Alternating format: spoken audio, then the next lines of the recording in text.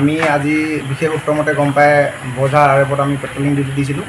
এই পেট্ৰলিং দিয়াৰ সময়তে কিছুমান শাল গছৰ টুকুৰা আমি হেৰি কৰিবলৈ সক্ষম হওঁ।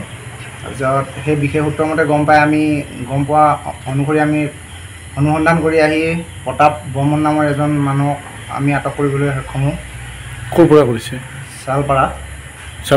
হয়। তেওঁ কি গছ কাটিছিলে? তেওঁ গছ কাটি আছে।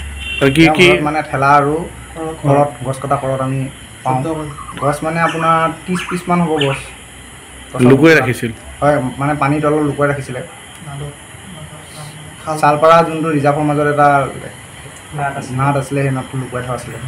এইটো অনুমান ধৰকচোন আজি 1.5 মাহ 2 মাহ ধৰি আমাৰ সংৰক্ষিত মানে উপকূলৰক্ষী আজি 35-40 বছৰ ধৰি মানে ৰক্ষণাবেক্ষণ কৰি আছিলোঁ। বৰ্তমান আমিও ব্যৰ্থ আৰু এইভাবে বিভাগীয় ফৰেষ্টেও ব্যৰ্থ হৈ আছে। গতিকে দিনে নিশাই বৰ্তমান এইটো আৰু অবাধভাৱে সিহঁতে ধ্বংস কৰি আছে। গতিকে এই ক্ষেত্ৰত চৰকাৰৰ হস্তক্ষেপ হ'লে ভাল হয়, কাৰণ আমি ৰক্ষণাবেক্ষণত দিয়াত ব্যৰ্থ হৈছোঁ। লগতে আৰু আমাৰ বিভাগীয় ফৰেষ্টেও ব্যৰ্থ হৈ আছে।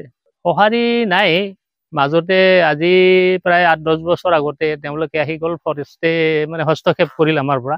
তেওঁলোকে ৰক্ষণাবেক্ষণ দিম বুলি ক'ল, তেওঁলোকেও ব্যৰ্থ হ'ল। এতিয়া আমি চোৱা চিতা কৰি যিখিনি ৰাখিছিলোঁ আজি 1.5 মাহ ধৰিতো এইখিনিও ধ্বংস কৰি আছে।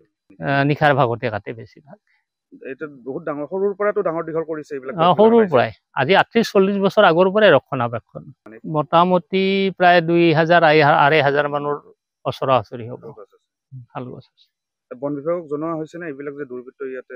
এই মাজে মাজে জনোৱা হৈছে, মেছেজ দিয়া হয়, খবৰ কৰা হয়। তেওঁলোকেও ব্যৰ্থ হৈ আহিলে নাথাকে, ঠিক ঠাক নাপায়।